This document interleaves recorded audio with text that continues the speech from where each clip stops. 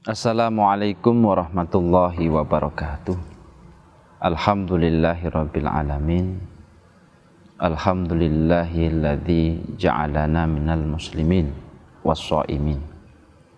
Alhamdulillahilladzi malya'ana bimalayin ni'mah. Asyhadu an la ilaha illallah wa asyhadu anna Muhammadar Rasulullah. Subhanaka la ilma lana illa ma 'allamtana innaka antal alimul hakim. Allahumma shalli wa sallim wa barik ala sayyidina Muhammad wa ala alihi wa sahbihi ajma'in. Amma ba'd. Ayyuhal mustami'ina rahimakumullah, para pemirsa, para penyimak rahimakumullah.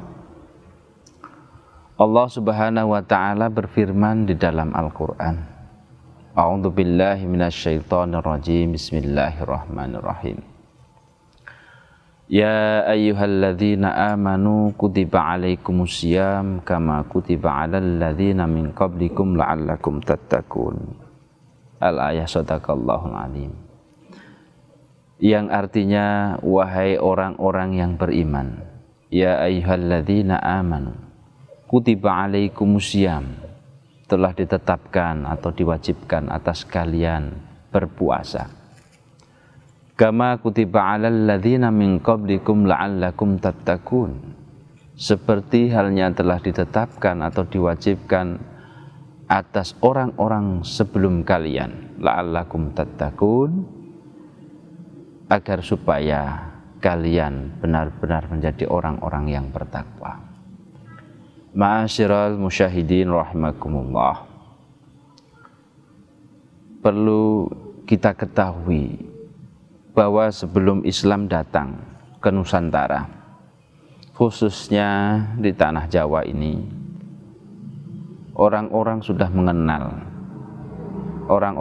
mengenal yang artinya puasa. Puasa ini dari bahasa Sanskerta terambil dari kata upawasa. Upa yang artinya mendekatkan diri, sedangkan wasa mempunyai arti Tuhan yang menciptakan kehidupan atau zat yang maha agung yang menciptakan kehidupan. Jadi puasa ini mempunyai arti yang identik, bukan hanya menahan sesuatu, akan tetapi lebih kepada upaya kepada orang untuk mendekatkan diri kepada Tuhan, mensucikan dirinya kepada Tuhan dengan upaya untuk menahan sesuatu, menahan makan, menahan nafsunya, dan lain sebagainya. Di dalam sejarah, orang berpuasa sebelum Islam mengenal banyak sekali macam-macam puasa. Ada, kita ketahui, puasa mutih. Macam-macam orang dulu berpuasa. Sebelum Islam datang, orang-orang berpuasa, ada istilah puasa mutih. Puasa yang meninggalkan makanan yang terbuat dari nyawa. Ada orang yang berpuasa dengan ritual, dengan berdiam diri dan menahan dirinya dari untuk melihat sinar atau biasa disebut dengan pati geni. Semuanya itu sudah dilakukan oleh orang-orang jauh sebelum Islam. Kemudian Islam datang mengislamkan budaya yang ada di dalam di tanah Jawa ini, khususnya Nusantara, sehinggalah ada beberapa hal yang kemudian diislamkan, sehingga puasa-puasa itu tetap mengalami ada pengalaman perubahan di situ. Para pemirsa, para penyimak rahimakumullah, kata puasa ini sangat lekat sekali dengan orang, terutama orang Jawa menyebut kata tirkah. Tirkah dalam bahasa Arab itu artinya meninggalkan. kemudian diadopsi oleh budaya Islam yang masyarakat yang sudah terislamkan di Nusantara dengan menyebut tirakat dan tirkah dari kata yang sama, yaitu meninggalkan sesuatu yang menjadi kesenangan hidup, meninggalkan sesuatu yang menjadi kebiasaan. Untuk apa? Untuk suatu tujuan, untuk suatu niat, yaitu hubungan dengan Tuhannya. Kemudian kata puasa ini kalau kita selaraskan dengan makna yang sama dari bahasa Arab, ketika Islam datang maka muncullah as-siyam. As-siyam ini adalah mempunyai arti al-imsak, yang arti menahan diri.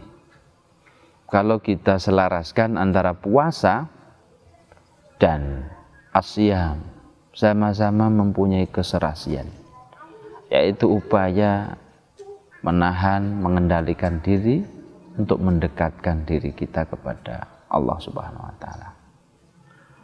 Sehingga dengan kata lain, bahwa puasa ini adalah upaya manusia untuk mengontrol dirinya, untuk memberikan rem kepada nafsunya, sehingga selama puasa ini manusia itu mendidik agar sifat-sifat ataupun nafsu yang ada di dalam jiwanya ini betul-betul bisa untuk didekatkan kembali kepada Tuhan yang menciptakannya. Ma'asyiral musyahidin rahimakumullah.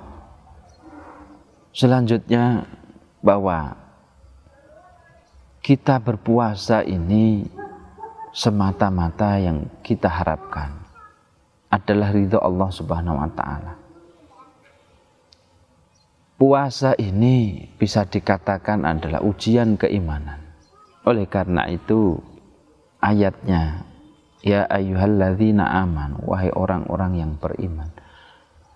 Puasa mempunyai ujian terhadap kualitas keimanan kita.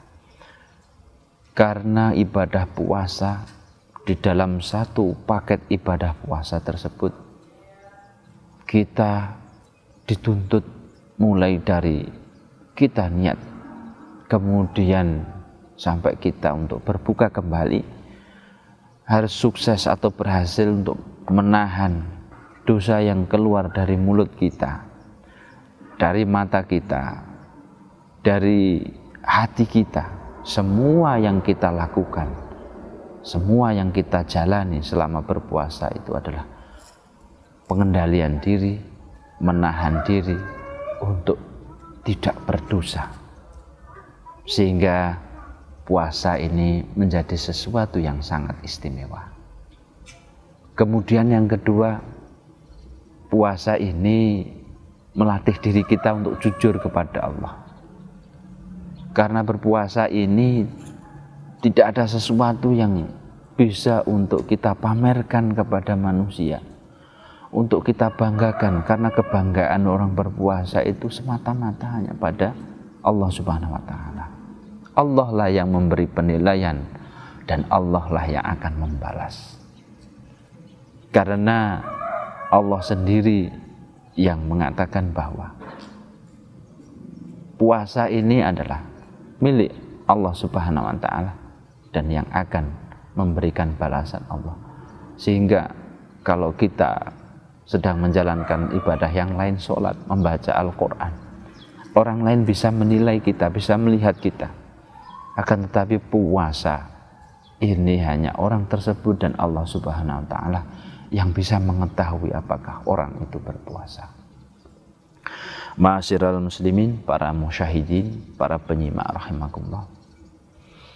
Sehingga di bulan puasa yang penuh dengan berkah dan rahmat ini, yang paling terpenting adalah pertama, kita harus berupaya menjadikan puasa ini perekat kita kepada Allah Subhanahu wa Ta'ala, betul-betul menjadikan puasa ini adalah ibadah yang sanggup mendekatkan diri kita kepada Allah.